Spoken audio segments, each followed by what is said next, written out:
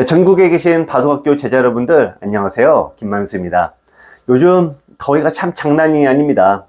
5분만 걸어 다녀도 땀으로 범벅이 되는데요. 이러다 보면 답답한 실내 생활을 오랫동안 할 수밖에 없습니다. 바둑만큼 자유로운 게 없죠. 바둑을 통해서는 여러분들이 이창호도 될 수 있고 이세도도 될 수 있고 또 공격하는 또 그런 사냥꾼이 될 수도 있고요.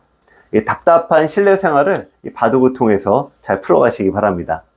어쨌든 실내 생활이 많아지면은 바둑 공부하기도 좋고요. 또 바둑 하시기도 나쁘지 않습니다.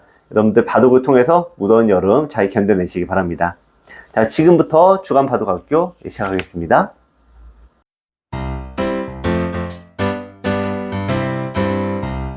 네, 여러분들의 질문과 또 여러분들 바둑으로 또 만들어가는 코너이죠. 무엇이든 물어보세요. 시간이 됐습니다.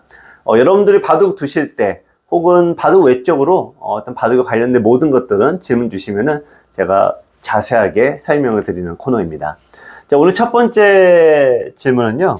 4027님이 하신 질문인데요. 일단 100이 걸쳤습니다. 제가 이 정석을 설명드릴 때 이 정석의 가지수는 뭐 어마어마하게 많다. 근데 여러분들이 화점을 기준으로 보면은 딱 두 가지만 전문가가 되면 된다. 이 말씀을 드리는데요. 날일자로 어쨌든 걸쳤잖아요. 그러면 날일자 굳힘을 하던가 아니면 한 칸 협공을 하던가 이 두 개만 파고들어라. 나머지는 뭐 할 필요 없다. 이런 말씀을 좀 어떻게 보면 단호하게 드립니다.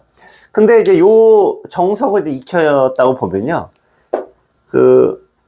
어떤 때는 날일자로 굳히기도 하고 어떤 때는 협공을 하기도 합니다. 이것도 나름대로 기준이 있는데요. 항상 이 바둑의 기준이라는 거는 나의 돌이 있는 쪽입니다. 나의 돌. 흑의 입장에서는 나의 돌이 어디 있어요? 이쪽에 나의 모양과 나의 돌이 있죠. 반대로 이쪽으로 가시는 거는 상대 돌이 있으니까 이게 무조건 나쁘다고 딱 잘라 얘기할 수는 없습니다만 적어도 나의 돌 쪽으로 돌이 가셔야지 뭘 만들어낼 수 있습니까? 세력을 만들 수가 있습니다. 여러분들이 인터넷으로 7단 이상 두지 않는다면은 이 세력 바둑을 둘 때와 실리 바둑을 둘 때 승률 차이가 굉장히 많이 납니다.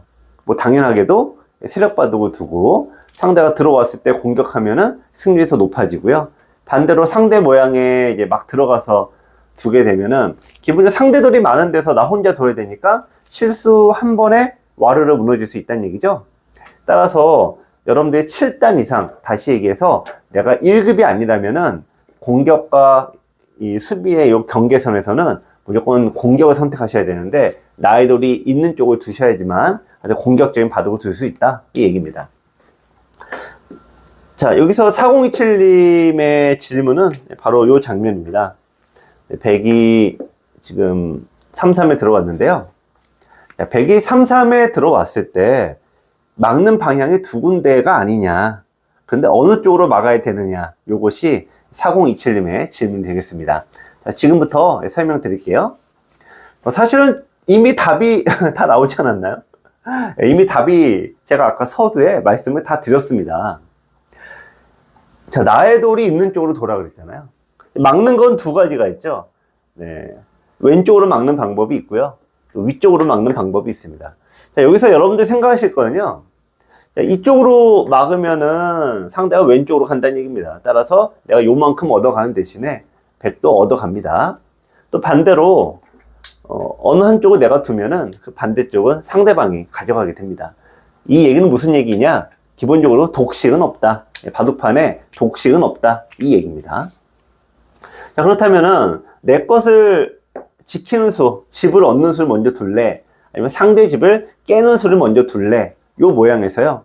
여러분들 지금 흑이잖아요. 흑으로 둘 때는 네, 기본적으로 굳이 상대 모양을 깨러 갈 필요가 없다. 그 말씀도 드립니다만 지금은 더욱더 여기 막아야 됩니다. 100이 넘어가고요. 흑이 호구 자리에 두면 약점이 생기므로 일단은 지켜야 됩니다. 이런 모양이 되어 있을 때 흑은 이쪽에 자기 모양이 있잖아요. 네, 그래서 이제 날일자 굳힘을 한다든지 한 칸 굳힘을 한다라고 하면은 흑의 모양이 양쪽으로 벌려져 있어서 굉장히 좋은 모양이 된다는 얘기죠. 자, 그런데요. 반대로 막는다면 어떤 일이 펼쳐지냐? 반대로 막으면 100이 넘어갑니다. 자, 그러면 여기 약점 때문에 이어야 되고요. 백도 끊는 약점을 지킬 때 약점이 있으므로 뭔가 받아야 됩니다. 자, 그러면 이제 백이 좀 벌려서 두게 되는데요. 아까 흙집이 있었는데 지금 흙집이 없죠. 백은 집이 똑같은데 변으로는 백이 돋고, 이 얘기는 무슨 얘기냐? 백이 나중에 변을 두게 되면은 이 흙의 모양이 집이 있습니까? 없습니까? 집이 없잖아요. 흙이 약한 돌이 될 수 있다. 그 얘기입니다. 따라서 자, 아까 처음에 설명드린 거에 똑같은 이치입니다. 이 바둑이란 거는 하나의 원리가 우리가 매번 새롭게 느낄 뿐이지 실은 똑같다라고 말씀을 드릴 수 있고요. 나의 돌이 있는 쪽으로 선택을 한다.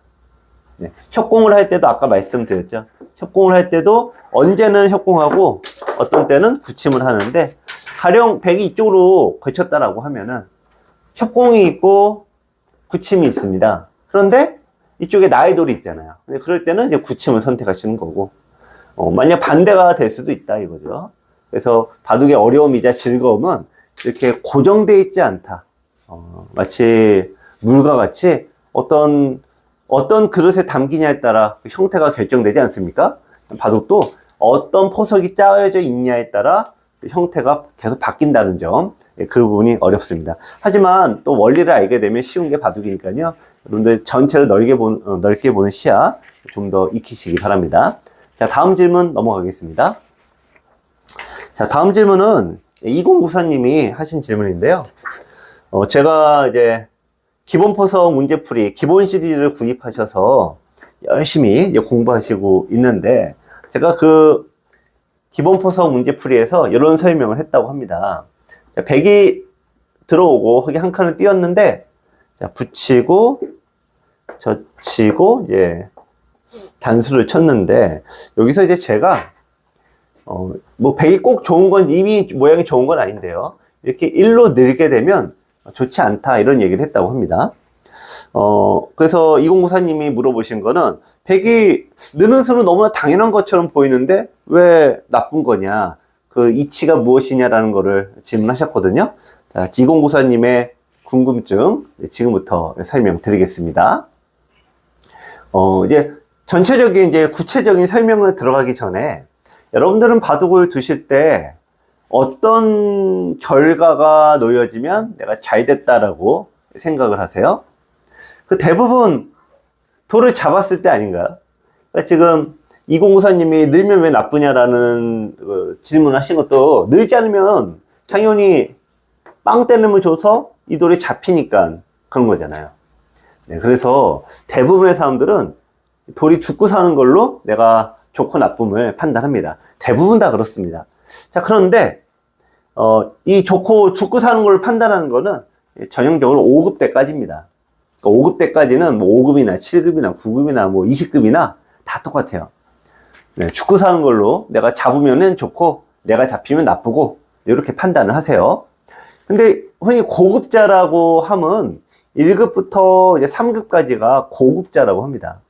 5급은 중급자고요. 7급은 초급자라고 보시면 됩니다. 자, 여기서 고급자들은 생각하는 게 좀 다르다라는 부분입니다. 자, 하나를 이제 살렸습니다. 그럼 백이 흙이 이어야 되거든요. 이렇게 잡았다라고 보면은 이 자체가 백이 이제 꽤 나쁜 겁니다. 이해를 좀 쉽게 하기 위해서 이렇게 진행이 됐다라고 보겠습니다. 잡아야 되죠? 막으면은 잡히니까요. 잡으면 약점이 있으니까 이어야 됩니다. 자, 이렇게 됐을 때 백은 우리가 아까 죽고 사는 걸로 판단하면 일단은 5급 때까지다, 중급자 때까지다. 고급자들은 생각하는 게 다르다라고 했습니다. 판단의 기준이 뭐 나만 잡았나요? 나도 잡혔잖아요. 그럼 누가 좋은지 알 수가 없죠. 네, 그래서 공간에 매번 설명드린 것 중에 하나인데, 공간의 넓이로 판단을 해요. 그러니까 얘가 요걸 잡았으니까 넓이가 2개의 공간을 가져갔잖아요. 반면에 요거 하나는 이제 개수는 똑같습니다만 하나, 둘, 셋, 넷, 5칸이에요. 그러니까 흙이 다 3칸의 이득을 본 거죠. 자, 이런 이치로 고급자가 되면은 공간의 넓이로 유불리를 판단을 해요. 아까 제가 정석 부분에서 막아야 된다라는 것도 일단 나의 돌이 있는 쪽을 막아야 된다라는 걸 1차적으로 설명을 드렸습니다. 거기에 따른 이후에 두 번째 원리가 바로 요겁니다. 나의 돌이 있는 쪽으로 다들 흘러는 갔습니다. 그런데 누구 간격이 더 넓어요? 그러니까 넓이로 판단한다 이거죠. 그래서 여러분들 일단 돌이 죽고 평생 유불리는 돌이 죽고 사는 거는 기본으로 가는 겁니다. 얘가 나쁘다가 아닙니다. 기본으로 가고 거기서 우리가 또 이제 점토를 이용해서 또 이제 2차 두 번째 원리가 들어가는 건데, 두 번째 원리가 바로 넓이로 판단하는 거다. 이런 이치가 되겠습니다. 자, 그래서 돌 하나를 주고 따내고 자, 늘면요 또 이런 식으로 두고요. 약점이 있으므로 호구를 쳐야 되는데 흙이 얻어간 공간은 한 칸과 두 칸이다 이거죠. 근데 100은 눈에 보이진 않습니다만 요 일대가 하나, 둘, 셋, 넷, 다섯 칸까지 일대가 이제 하얗게 변하죠. 이렇게 공간으로 판단을 합니다. 넓이로요. 그래서 고수들의 바둑일수록 사석작전, 즉 버림돌 작전이 많습니다. 여러분들 이 설명을 드리면은 알쏭달쏭 하시죠? 좀 이해가 될 듯 하는데 실제 바둑을 둘 때는 잘 안 되실 겁니다. 그래서 금방 잊어먹게 되죠. 왜냐면 내가 와닿지를 않으니까. 이게 뭐야, 뼈에 사무치도록 뭔가 느껴야 되는데 보통 이렇게 뭐 넓이가 어쩌고저쩌고 얘기하면은 다들 뭐 끄떡끄떡을 하는데 대부분 뭐 그런가 보다 하고 다음에 또 잊어먹습니다. 가장 우리가 그런 거를 잘 이게 아시는 거는 결국 돌이 죽고 사는 건데요. 많은 분들이 어차피 나는 돌이 죽고 사는 걸로 많이 나오는데, 돌을 이렇게 하나를 버릴 줄 안다는 거, 또 넓이로 판단하고 돌을 하나를 버릴 줄 아는 게 고수다라는 거, 요거 뭐 이렇게 안 나오는 것 같은데? 그렇게 설명을 많이 하세요. 하지만 여러분들 바둑둘 때 죽고 사는 부분에서도 돌을 버릴 줄 아는 사람과 버릴 줄 모르는 사람은 어마어마한 차이가 납니다. 제가 얼마 전에 저희 도장에 오셔서 어떤 분이 이걸 물어보러 오셨어요. 그래서 이제 그분은 이제 돌을 버릴 줄 아는 것과 모르는 것, 지금 요 부분들 설명을 제가 드리지 않았습니까? 그런데 참 이거 이해가 안 돼. 그래서 결국에는 제가 답답해서 처음에는 막 이제 열심히 했다가, 아니 그러지 마시고 돌이 잡는 걸 좋아하신다고 하셨는데 돌이 잡는 것조차도 이 버릴 줄 아는 사람과 이 버릴 줄 모르는 사람은 하늘과 땅 차이다. 요 취지로 설명을 드렸어요. 그랬더니 그분이 굉장히 빠르게 이해를 하시면서 또 좋아하시더라고요. 그래서 저희 강남까지 오셔서 질문하셨던 버림돌이 버리는 게 왜 필요하냐? 네, 그 부분을 여러분들과 같이 설명을 드리도록 하겠습니다. 자, 우선 첫 번째 장면을 보실게요. 첫 번째 장면을 보시면요, 백이 뛰어나온 장면입니다. 자, 이렇게 뛰어나온 장면에서 여러분들 백 중앙에 백을 잡을 수가 있는데 잡는 방법을 골라 보시는 거예요. 찾으셔야 돼. 근데 이 바둑에서 우리가 중급자까지는 그냥 막 단수만 쳐대기 바쁘거든요.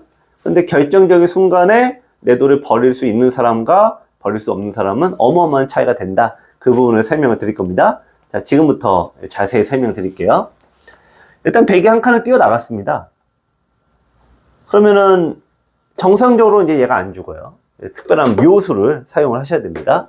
자, 백이 뛰어나왔을 때, 자, 제가 그분에게 설명드린 거 그대로 여러분들에게도 말씀을 드릴게요. 자, 우선 자, 여기 들어가는 거는 당연히 안 되는 거 아시고, 백이 흙에 여기 붙이는 것도 백이 이으면은 안 되죠? 이제 너무 터져 나가요. 그래서 결국 여기밖에 둘 데가 없다. 근데 백이 나가는데 내가 단수인 줄 알고 단수가 이어야 된다고 생각하시지 않습니까? 그래서 내가 잇는다라고 하면, 내 돌을 즉 버리지 못한다라고 하면은 그냥 이거는 이제 망하는 거죠. 꽝인 거죠. 자, 그렇다면 내가 버릴 줄 알게 되면 여기서 어떤 수법을 두게 될까요? 네, 뒤로 단수를 치고 백이 따낼 수밖에 없습니다. 그러니까 돌 하나를 버릴 줄 아는 거죠. 자, 단수를 치고 그럼 백이 이어야 되는데요, 연단수로 혹은 축으로 흙이 백이 잡히게 되죠. 자, 이렇게 생각하시면 돼요. 여러분들 내 돌이 단수가 되면은 물론 대부분이 이어야 되는 게 맞긴 합니다. 하지만 자, 이렇게 내 돌이 있는 방법도 있지만 수학적으로 보면 안 잊는 방법도 있다. 안 잊는 방법도 반은 되는 겁니다. 자, 그래서 내 돌을 버릴 줄 알면, 물론 그 상황에 맞는 선택을 하셔야겠지만, 이게 버릴 줄 알면 잡을 수 있고, 내 돌을 버리지 못하면은 못 잡는다라는 그런 부분이 되겠습니다. 자, 이게 아주 이제 돌을 잡으실 때도 기본적인 요소가 되겠죠. 요 부분도 한번 같이 보실게요. 여러분들 바둑 두셨던 그런 장면에서 이 나온 모양 중에 하나인데,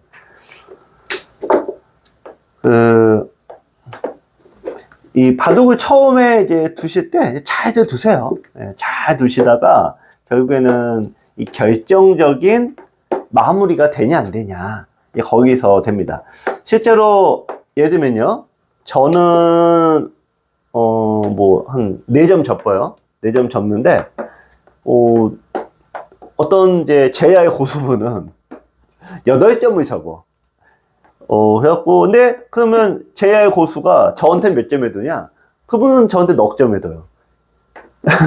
그러니까, 얼핏 보면 이해가 안 되죠? 저도 깜짝 놀라기도 하는데. 그래서 이제, 왜 그런 일이 펼쳐질까라고 했는데, 제가, 그분이 두시는 젖바둑을 보고 좀 이해가 됐어요. 자, 지금 보시면은, 원래는 요 자리를 얻어맞아서, 100이 안 됩니다. 근데 우리 프로들은, 고수들은 안 되면은 그냥 포기해요. 안 되니까. 안 되는 거를 한다는 거에 대한 거부감이 있죠. 근데 막 8점씩 이렇게 막 접는 분들은 안 돼도 태연하게 둡니다. 지금처럼요. 근데 이거를 하수들은 이 마지막에 결정타를 못 날린다는 건데요. 자, 여러분들, 지금 100이 막 안 되는 수를 두고 있긴 하지만 요거 제압을 하는 것도 쉽지는 않습니다. 자, 여러분들 자세히 제가 설명을 드리기 전에 버림돌 작전은 어떻게 써야 되고 버림돌을 쓰지 않으면 왜 안 되는지 잠깐 확인하시고 설명을 들으시면 좋을 것 같아요. 네, 생각해 보셨으면은 지금부터 천천히 설명드리겠습니다. 자, 우선 네, 흔히 이제 여긴 똑같기는 한데, 자, 이제 먹여치기를 많이 해보실 필요가 있어요. 네, 먹여치기. 또 따내죠? 그러니까 내 돌을 따내는 당해도 내가 단수 쳐서 그 자리를 있게 하면은 내가 손해가 전혀 없고 상대가 오히려 이제 아까 이 경우처럼 똘똘 뭉치는 경우가 굉장히 많습니다. 자, 여기서인데요, 그냥 단순하게 단수만 열심히 쳐대면은 잡힐 것도 안 잡히게 돼요. 오히려 흙이 양쪽 맞보기가 되면서 흙이 잡히게 되죠. 자, 근데 여기서 여러분들이 익히셔야 되는 게 바로 내 돌을 버리는 수익입니다. 자, 다시 한번. 네. 하나 들어가고, 따내고, 내 쪽을 메우게 되면은, 자, 이게 자충이 되었고, 이어서 백을 잡을 수 있게 되죠. 어렵지 않죠? 라고 말씀드리면은, 또, 굉장히 우울해 하시는 분들이 많이 있을 겁니다. 근데 여러분들, 아까 요 경우처럼, 내가 내 돌 단수가 되면은, 반드시 이어야 된다. 그 생각만 일단은 없어진다는 표현은 그렇지만, 그럴 수도 있겠구나 라는 생각만 하셔도요, 바둑을 보는 어떤 생각의 저평이 훨씬 넓어지시는 겁니다. 버릴 줄 알면은 상대가 이렇게 못 두는 거죠. 대부분의 분들은 요런 간단한 수익을 못해요. 요 간단한 수익을. 그러니까 상대가 태연하게 두면은, 나보다 센 사람이 태연하게 두면은 마지막 버림돌 수익기가 안 되는 경우가 많아서 도로 잡히죠. 도로 잡히면은 그 다음부터는 정신이 없는 겁니다. 자, 그래서 제가 이런 경우를 하도 많이 봐서 안 되는데 태연히 두면은 하수들이 거의 걸려들어요. 하도 보니까 이제 답답하죠. 근데 안 되는데 태연하게 두시는 분들이 인기가 없어요. 네, 인기가 없어. 그러니까 당한 쪽에서도 이 완전히 사람 농락하는 거잖아요. 그러니까 또 그걸 보는 사람들도 이렇게 태연하게 두시는 분에 대해서 좋은 호감도를 갖지 않으세요.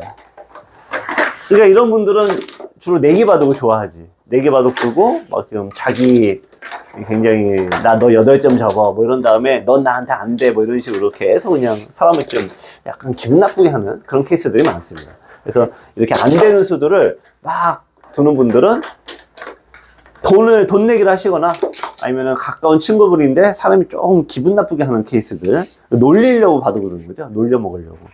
그런 경우가 이제 굉장히 많은데 하지만 바둑이란 거 그거를 이겨내는 것도 또 과정의 연속이고 또 실력이기도 합니다. 한 문제 더 이제 풀어볼게요. 여러분들 제가 항상 1선과 2선을 두는 거를 제가 자동자충이다. 자동자충은 무슨 얘기냐? 스스로 자기 수를 채우니까 웬만하면 이제 두시면 안 된다. 그래서 2선의 위험성 그런 부분 참 많이 말씀을 드립니다. 자, 여기서 이제 보시면요. 자, 들어가고 맞고 이렇게 끊고 이제 하나 잡았습니다. 자, 이 모양에서 이 먹여치기의 원리라고 제가 이제 설명을 드리고 있어요. 먹여치기의 원리.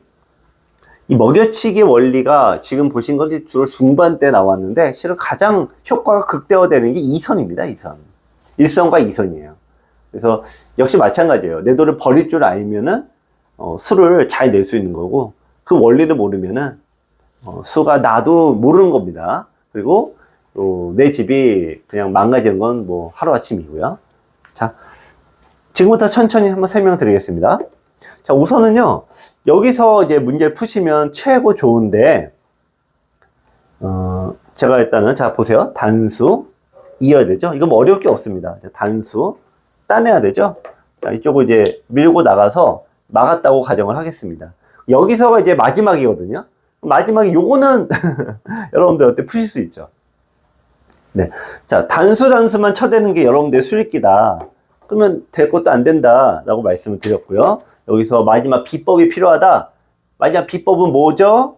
네, 먹여치기. 내 돈을 버릴 줄 아는 원리를 알면은 이게 되고 안 되고는 중요하지 않습니다. 여러분들. 1선과 2선은 그냥 무작정 먹여치고 보시는 거예요.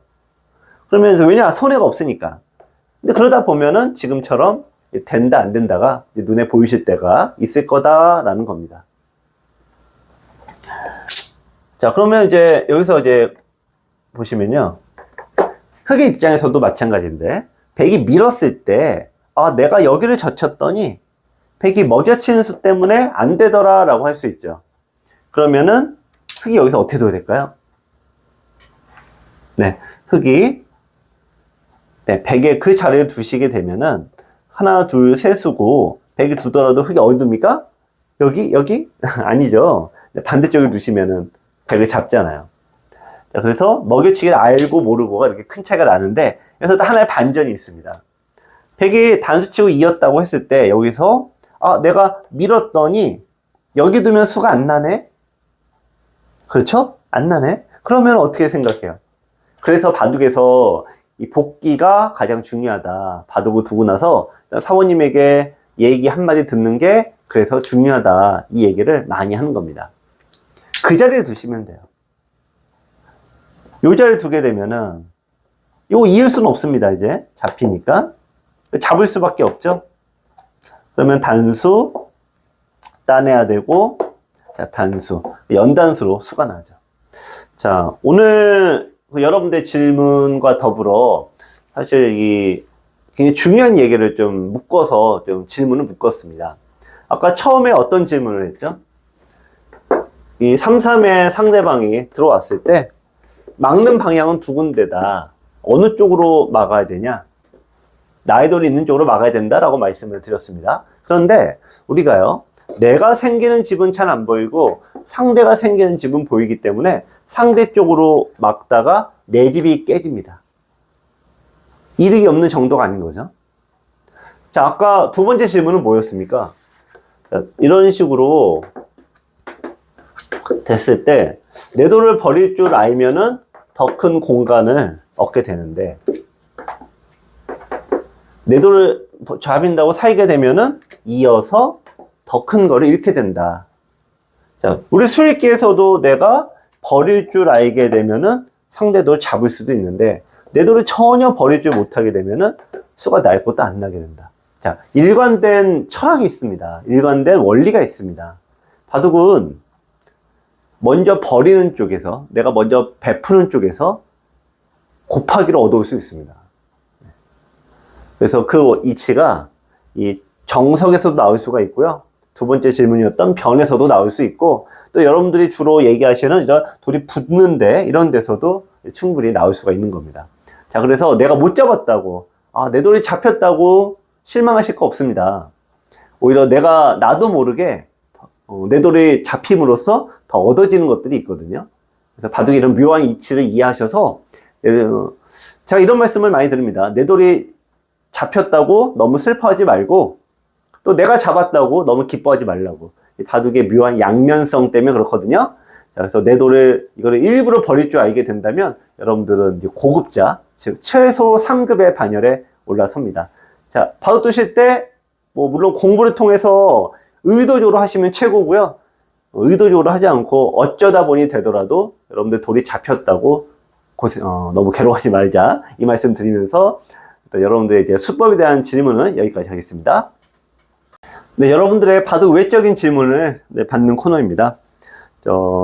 걸침과 갈라치기 중에서 무엇을 써야 되나요? 라고 물어오셨는데요.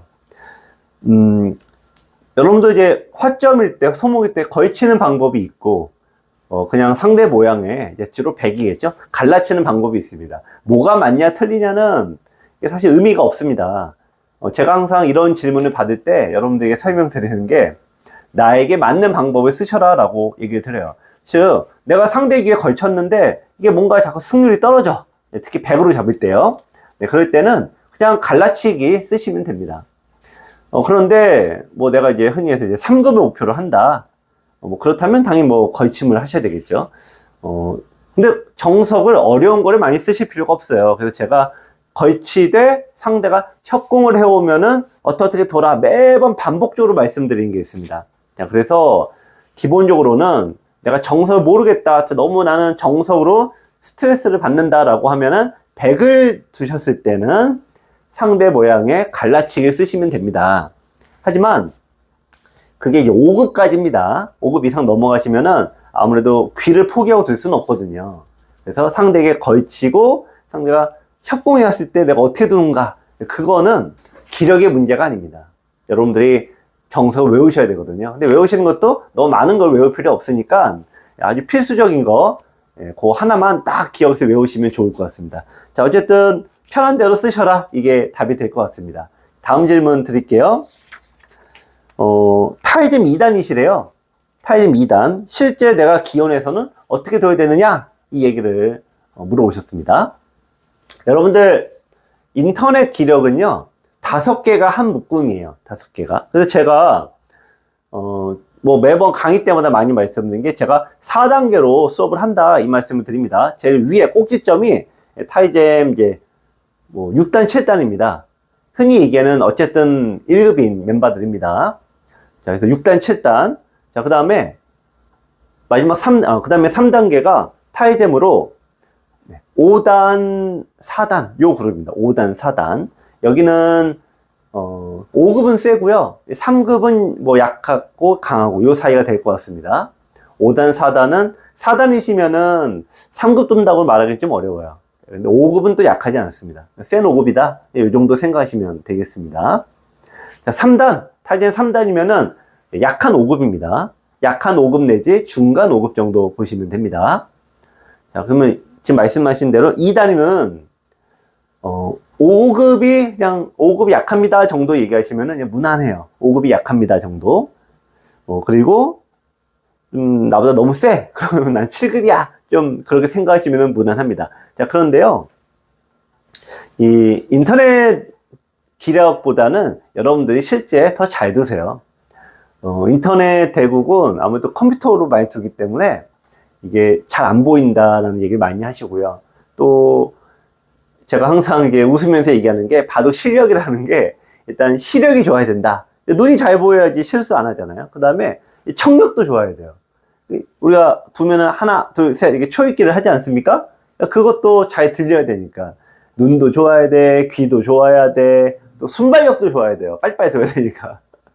그래서 바둑 외적인 요소가 참 많이 있습니다. 그래서 너무 인터넷의 기력 승패에 너무 연연하지 말고 인터넷 승패에 너무 스트레스 받지 말아라, 이 말씀을 자주 드리는데요. 여러분들께서 그냥 내가 타이젠 2단이다 라고 하면은 약한 5급 정도다, 그렇게 생각하고 즐겁게 두시면 되겠습니다. 자, 지금까지 무엇이든 물어보세요. 자, 다음 주에도 여러분들 많은 질문 부탁드리겠습니다. 감사합니다.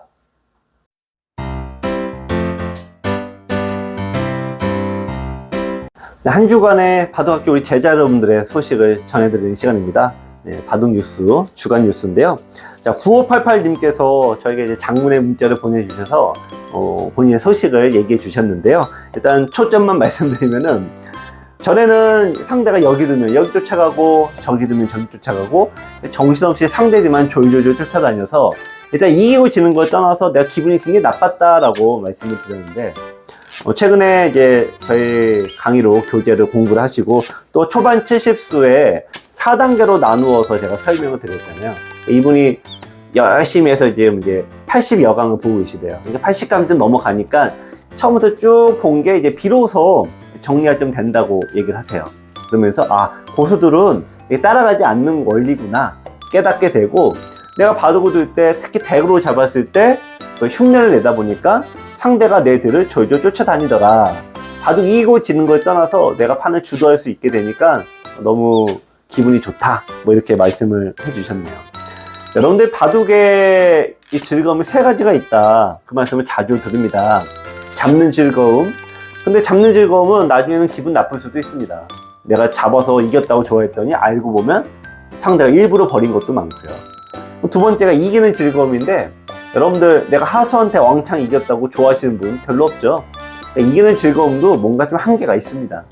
세 번째가 바로 공부하는 즐거움인데요. 세 번째 공부의 즐거움이란, 이거를 이겨내는 대상이 상대가 아닙니다. 바로 나이고요.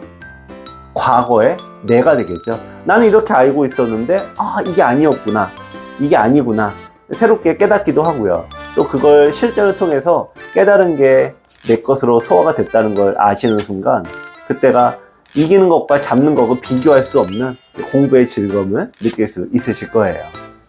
그런 의미에서 9588님이 상대 두는 거에 손 따라가지 않게 됐다는 것은 이 바둑의 즐거움, 그 중에서도 공부의 즐거움을 만끽하고 있다, 이렇게 볼 수가 있는데요.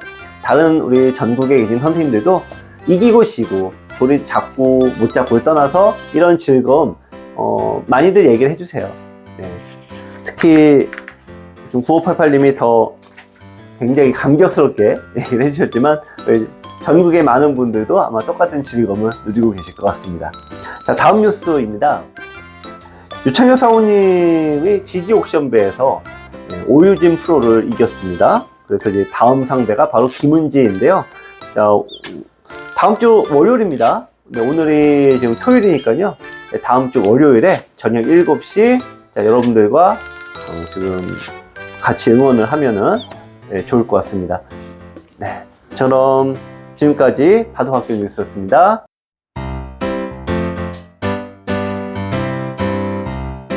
한 주간에 두어졌던 수많은 프로의 대국 중에서 여러분들에게 도움이 되는 바둑만 골라서 설명을 드리는 시간입니다.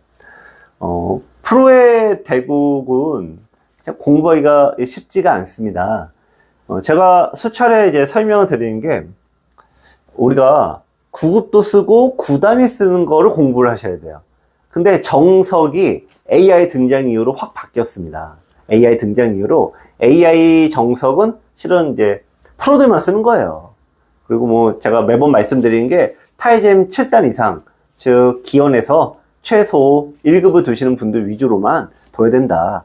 나머지 분들은 제가 수없이 정말 AI 등장이 벌써 7, 8년 됐잖아요. 제가 그동안 수없이 본 사례가 뭐냐면은 1급이 아닌 분들은 하면은 무조건 역효과다. 무조건 자기 승률에 다 깎아먹는다. 그리고 자신감 딱 떨어진다. 그런 이치가 있는데, 가장 중요한 뭐 때문에 그러냐? 이 AI 정석은 실리 정석이 많은데요. 실리를 선택하면 상대에게 뭘 줘요? 세력을 주잖아요. 근데 이 세력을 주는 모양에서 그걸 깨는 방법을 모르니까, 그리고 깬 다음에도 어떤 핵마랄지 그런 부분이 안 되니까 오히려 역효과가 많이 나는 겁니다. 자, 오늘 첫 번째 바둑은요, 삭감의 시작이란 주제로 설명을 드릴 거예요. 신진서 구단과 중국의 커제 구단이 중국 리그에서 대구를 한 바둑입니다. 신진서와 커제는 한때는 라이벌이라고 우리가 생각을 했습니다만, 지금은 신진서가 커제에게 뭐 한 8연승인가? 뭐 9연승을 거두고 있다고 합니다.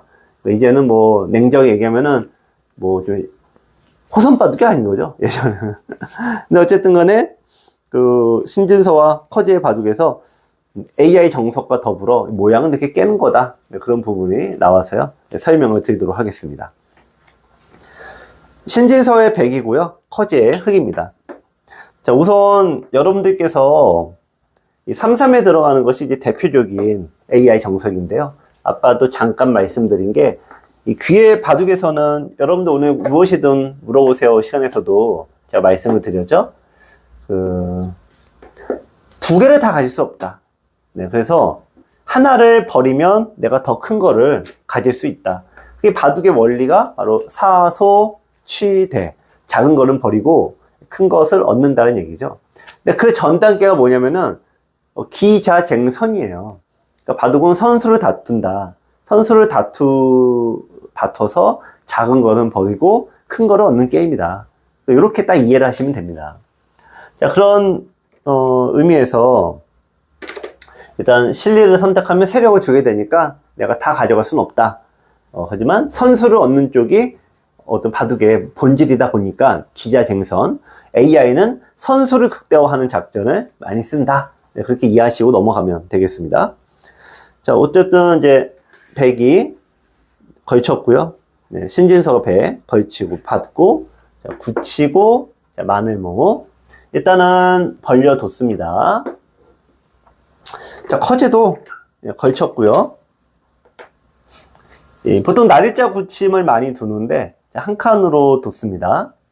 요거는 조금 이제 핵심만 말씀드리면, 우리 AI 저도 이제 수없이 돌려보면서 여러분들 입장에서 어떻게 설명을 드려야 될까, 저도 나름 공부를 많이 합니다. 그런데요, 모든 AI가 공통적으로 얘기하는 게 뭐냐면, 날일자로 굳히게 되면은 일단 요 돌을 받을 수도 있지만 손을 빼쓰고 다른 데 둘 수도 있다. 이렇게 얘기를 합니다. 그러니까 손 빼라는 얘기가 아닙니다. 손을 빼고 다른 데 둘 수도 있다. 자, 그런데 한 칸 굳힘을 하면은 이 모든 AI가 손을 빼는 수는 추천을 하지 않아요. 자, 날일자는 다른 데 둘 수도 있다. 자, 한 칸 굳힘을 두면은 일단 손을 뺄 수 없다. 이게 무슨 얘기인가 제가 봤더니, 한 칸, 자, 우리가 1선, 2선, 3선이죠? 얘는 4선입니다. 얘는 실리선이니까 이 돌을 공격하는 데 있어서 좀 파괴력이 떨어집니다. 반면에 높게 두는 것은 다가왔을 때 뻥뻥 뚫리는 단점이 있지만 공격으로 전환했을 때는 장점이 있죠. 그래서 마늘모 붙이고 늘고 협공 간격 어떻게 두 개 떨어뜨리고 두시게 되면은, 낮게 두면은 오히려 백이 좀 눌리는 느낌이 있는데요, 높게 형성이 되면은 흙이 뛰어나갈 때밖에 없다. 그러면 들여다보고 있고, 자, 이렇게 또 뛰어나면 공격으로 내가 더 얻어가는 겁니다. 자, 그래서 어쨌든 여러분들 날일자 굳힘과 한 칸은 그런 차이가 있다는 거 말씀을 드리는데요. 근데 신진서 선수가 왜 높게 두느냐? 아까 제가 뭐라 그랬어요? 기자쟁선, 사소치대. 바둑은 선수를 얻어서 작은 걸 버리고 큰 거를 가져갈수록 이기는 게임이다. 즉, 아까 제가 핵심이 뭐죠? 날일자는 상대가 손을 뺄 수도 있다. 한 칸을 두면 어쨌든 백은 실리론 손해인데 흑은 손을 뺄 수 없다. AI는 어쨌든 그렇게 얘기한다. 이렇게 말씀을 드렸죠?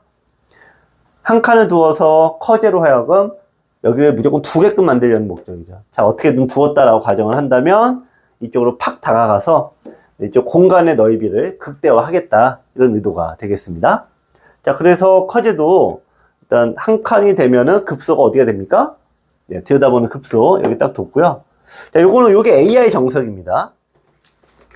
AI 정석은 이렇게 뭐 두셔라라고 딱 추천하기는 좀 어려워요. 변화가 숨어있는 변화가 워낙 많아서요.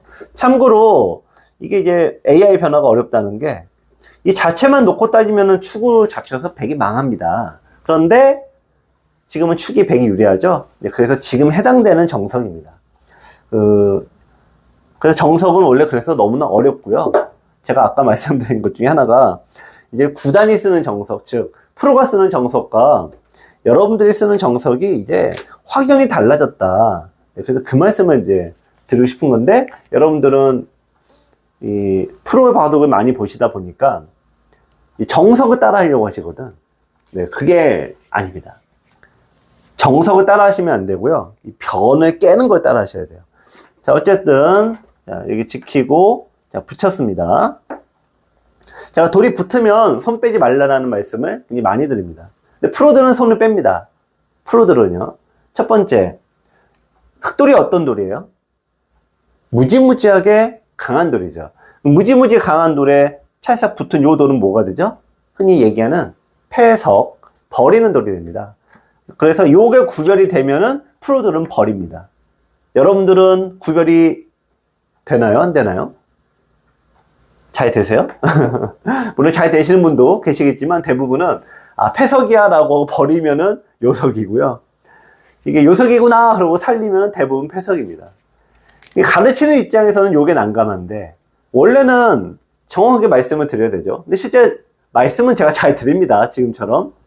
하지만 실제로 이거 구별한다는 거는 여러분들이 프로 훈련을 받지 않는 한 쉽지가 않아요. 그래서 여러분들 확률적으로 받는 게 맞는 케이스가 훨씬 더 많습니다. 그러니까 이게 패석이어서 손을 빼는 케이스는 게 많지는 않습니다. 그래서 제가 항상 설명드릴 때 뭐로 드리냐, 돌이 붙으면은 손 빼지 않는다라고 말씀을 드려요. 하지만 여러분들 이제 나 바둑 좀 잘 둔다 이런 분들은 내가 잘 둔다고 그냥 말만 하지 마시고 이런 구별을 할 줄 아는 그런 기력인지 이걸 확인해 보셔야 되겠습니다. 자, 여기서가 오늘의 강의 주제입니다. AI 정석, 3-3에 들어가는 정석은 실리를 얻은과 동시에 선수권을 얻습니다. AI가 뭐를 중요시 여긴다고요? 선수를 중요시 여긴다. 예. 실리를 무조건 중요시 여긴다. 이거는 결과론인 거고요. 핵심은 선수입니다. 자, 선수를 얻는 방법의 단점은 상대에게 세력. 상대가 마지막에 두면은 그 모양이 이제 세력이 생기잖아요. 세력을 깨야 된다. 자, 여러분들, 백의 이 첫 번째 세력 어떻게 깨시겠어요? 자, 우선 여기서 이 초점은 귀는 쳐다보지 마시고 변으로 벌린 돌만 쳐다보세요. 얘가 1, 2, 3선이죠? 3선에 돌이 있으면 그 시작이 어떻게 됩니까? 네, 바로 어깨 짚는다라고 하는데요. 자, 돌이 상대보다 높게 두고 요 돌이 밀고 나오면 한 칸을 띄어서 일단 이 모양을 깹니다. 자, 요게 바로 무지무지 쉬우면서도 여러분들이 최소 상대 모양에 있어서 절반은 요것만 아시면 다 깰 수 있다. 이렇게 말씀을 드릴 수 있습니다. 쉽죠? 어렵지 않습니다. 어렵지 않은데 이상하게 여러분들은 정석은 따라 하려고 하는데 변에서 나오는 이런 중요한 것들도 변의 정석이라고 하거든요. 근데 요거는 쳐다보지도 않으셔. 진짜 여러분들이 외우셔야 되는 건 이거예요. 왜냐? 귀의 정석은 9급과 9단이 쓰는 게 다르다.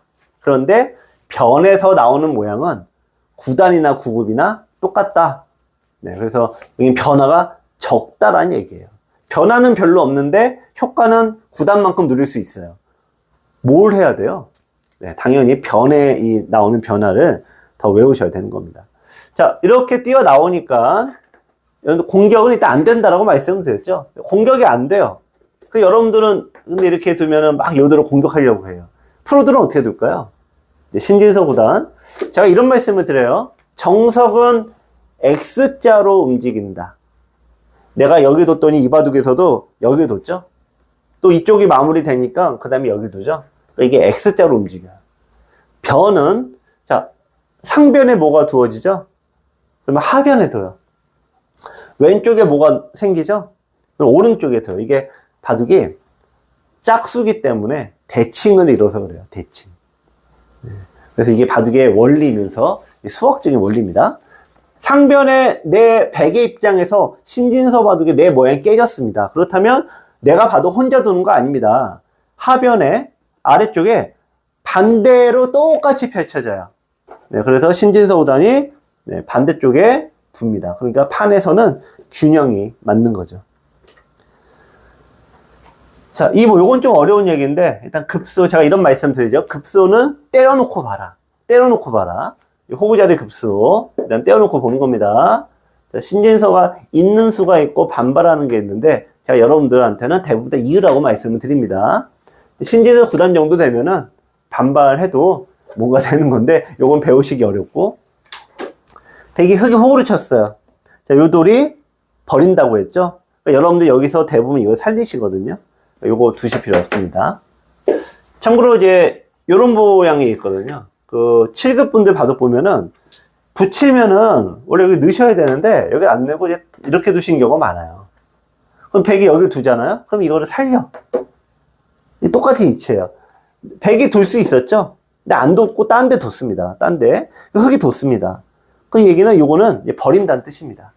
그러니까 돌을 버리는 게 그만큼 어려운 겁니다. 바둑의 수로 어려운 게 아닙니다. 뭐로 어려워요? 네, 마음이 어려운 거지, 마음이. 네, 그걸 버려야 된다. 알면서도 바둑 둘 때 내가 그걸 버린다는 거는 쉽지가 않죠. 즉, 이거 살리지 않잖아요. 네. 요거 살리지 않잖아요. 귀가 다 어때요? 살아있는 돌. 살아있다 보니까 붙은 돌, 살리지 않습니다. 자, 어쨌든 흙이 여기 뒀고요. 백이 요거를 이제 해야 되는데, 자, 가운데로 나가는 방법이 있고, 자, 이렇게 벌리는 방법이 있습니다. 자, 우리가 바둑 둘 때 똑같은 모양은 아니어도 항상 반복된다 이 말씀을 드렸는데, 우리가 중앙으로 뛰어나가는 방법이 1번 있고요. 우리가 변에 벌릴 수 있으면 벌리는 방법이 있습니다. 자, 뭐부터 항상 둬야 된다고요? 네, 벌리는 걸 항상 먼저 두셔야 돼요. 벌리는. 네, 왜냐면 집이 생기니까. 그래서 신진서 9단도 이제 벌림을 둬서 포석이 완료가 됐는데, 자, 여러분들 오늘 이 삭감의 시작이라는 부분에서 두 가지를 말씀을 드렸습니다. 첫 번째, 일단 상대가 모양이 생기면은 귀는 쳐다보지 말자. 변에 두는 거를 고르시면 돼요. 변에 1선, 2선, 3선이 있잖아요. 그러면은 네, 어깨짚음으로 둡니다. 밀어 올릴 때 한 칸. 요거는 이제 기본적으로 외우셔야 돼. 높게 있으면 어떻게 두냐? 1, 2, 3, 4. 요건 요렇게 둬야지. 자, 얘가 3선일 때 난 4선. 상대가 4선이면 난 5선. 모양은 다르지만 원리. 뭔가 좀 오지 않으세요? 상대보다 선이 조금이나 높아야 됩니다. 상대가 내 모양을 깼다라고 하면 그걸 잡으러 가는 게 아닙니다. 바로 이 아래쪽에서 똑같이 두면은 이 바둑의 그 상하 좌우가 맞아 떨어진다. 이렇게 말씀을 드릴 수 있는 겁니다. 자, 오늘 프로바둑 신진서 9단의 바둑을 봤습니다. 신진서 9단이 그만큼 세계 1등이면서 우리 여러분들 정석을 배우려고 하시는데, 정석은 구급용, 다시 얘기해서 아마추어용과 프로용으로 나누어져 있다. 그걸 억지로 따라하려고 하면은 더 수렁에 빠진다. 그런데 변에서 두어지는 변화, 즉 변의 정석은 9급이나 9단이나 똑같다. 프로나 아마나 똑같다. 따라서 적게 노력을 기울이고 많이 효과를 볼 수 있는 변의 변화, 제가 항상 말씀드리죠. 그 부분에 더 수업 양을 좀 늘리시면은 더 훨씬 좋은 내용 두실 수 있을 겁니다. 자, 오늘 여기까지 하겠습니다.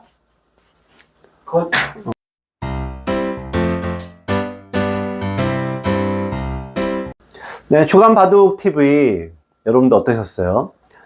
프로 바둑도 프로 바둑 내로 배움이 있지만, 실은 여러분들이 해주신 질문과 또 그런 바둑 외적인 그런 문의가 아마 여러분들에게 더 쏙쏙 귀에 들어오실 겁니다.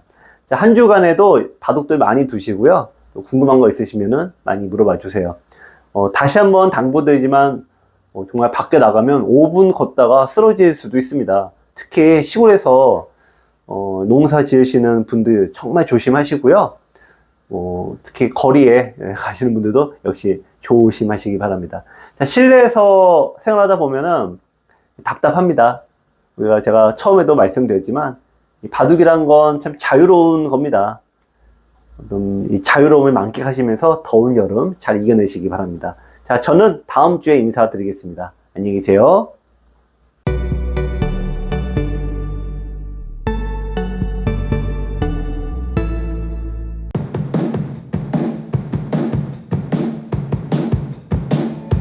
사반님 안녕하세요. 우선 자기소개 부탁드립니다. 네, 여러분 안녕하세요. 바둑 프로 기사 김만수입니다. 이번에 굉장히 새로운 책을 내셨다는 소문을 듣고 찾아왔습니다. 어떤 책을 내셨나요? 네, 4월 20일에 초반 70수라는 새로운 강의로 여러분들에게 인사드리게 됐습니다. 초반 70수는 AI 방식을 만들었다면서요. 구체적으로 어떤 의미인가요? 네, 현대는 인공지능의 시대죠. 근데 인공지능이라는 거는 대량의 데이터를 집어넣어서 핵심을 추출하는 원리잖아요. 이번 초반 70수도 AI 방식을 도입해서 여러분의 바둑 1만 판 속에서 반복적으로 나오는 핵심 원리 100가지를 추출하는 방식으로 강좌를 만들었습니다. 그렇군요. 고생하셨네요. 4단계 수준별 학습은 어떤 뜻인가요? 제가 여러분들 바둑 1만 판을 보다 보니까 대략 4단계로 나누어지더라고요. 우선 바둑 처음 배우시고 한 기원 7급 이 정도 두시는 분들이 1단계인데 한 절반 이상은 넘습니다. 그 다음에 이제 7급부터 5급까지라 그러죠. 온라인으로 한 3단 정도 되시는 분들인데요. 이 정도 기량도 한 30%는 더 있는 것 같고요. 흔히 얘기하는 5급, 이런 분들도 어떻게 보면 상위 20% 안에 드는 잘 두시는 분들이에요. 흔히 1급이 대단하다 하는데 역시 한 상위 1% 정도가 1급인 것 같아요. 문제는 이렇게 기력대가 다양하다고 보니까 하나의 바둑책 안에 모든 단계를 다 집어넣을 수 없다는 현실적인 문제가 있었습니다. 하지만 바둑 공부는 너무 어렵잖아요. 네. 그래서 현실적인 문제에서 출발을 한 게 바로 이 4단계로 나누는 방식이었고요. 또 하나 추가된 게 여러분들 입장에서 보면은 너무 어려운 거를 많이 하다 보면은 포기가 빨라집니다. 하지만 4단계로 나누어진 부분들을 이렇게 하나씩 시작하시다 보면은 1단계에 계신 7급 이하 분들이라도 충분히 배울 수 있을 것 같지 않을까 이렇게 생각을 해봅니다. 1단계 7급 이하 분들은 여전히 어렵지 않나요? 네, 사실 그런 부분을 제가 굉장히 많이 봤습니다. 흔히 우리가 이게 중도에 포기하는 사람은 이제 수포자, 뭐 바포자 그런 얘기도 많이 하잖아요. 그래서 처음 100개 강의에서 17개 강의를 정말 탄탄하게 기본기를 닦는 이 과정을 생각해서 여러분들께서 이 기본기만 잘 닦으시면은 포기하지 않고 고수가 될 수 있으리라고 생각을 해봅니다. 그렇군요. 나선형 수업이란 어떤 의미지요? 네, 나선형 수업도 이번에 AI 방식 도입과 함께 제가 나름대로 굉장히 고민해서 만든 수업 방식이 되겠습니다. 대부분의 강좌는 그냥 나열식이죠. 1번부터 10번까지 그냥 쭉 나가는 방식이죠. 볼 때는 괜찮습니다. 하지만 보고 나서 다 잊어버리지 않나요? 나선형 수업이란 같은 원리지만 4단계로 나누어졌다라고 아까 말씀드렸죠. 즉 하나의 수업이라도 4단계에 걸쳐서 반복적으로 수업하는 방식입니다. 같은 주제가 4번 반복되니까 이를 나선형 수업이라고 이름 지었습니다. 초반 70수는 전용 어플 및 홈페이지에서 문제풀이를 겸한다면서요? 네, 기존의 USB 강의는 여러분들이 일방적으로 보시는 한방향 공부하는 방식이죠. 하지만 바둑학교 전용 모바일과 홈페이지에서 나오는 영상과 문제를 보시면 내가 이해를 잘 했는지 아니면 내가 실력이 어느 정도인지 나아졌는지를 확인하면서 이 강좌를 보실 수가 있습니다.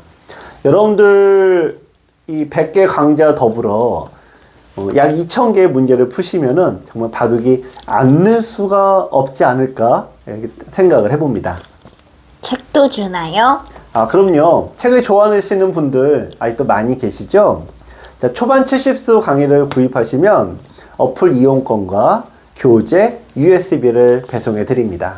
가격이 올랐을 것 같아요. 네, 좀 올렸어야 되는데요. 하지만 기존 가격과 동일하게 역시 9만 원입니다. 나름 힘든 결정이었는데 여러분들께서 많이 좀 구입해 주시면 좋겠습니다. 마지막으로 한 말씀 부탁드립니다. 네, 이번 초반 70수 강의는 제 15년 지도 경력의 노하우를 모두 쏟아 부었습니다. 또 의미에서 만들었는데요. 뭐 한 6개월 정도 고민해서 만든 것 같아요. 여러분들께서 아마 이 강좌를 보고 바둑에 조금이라도 넣으신다면 큰 보람이 될 것 같습니다. 많은 사랑 부탁드립니다.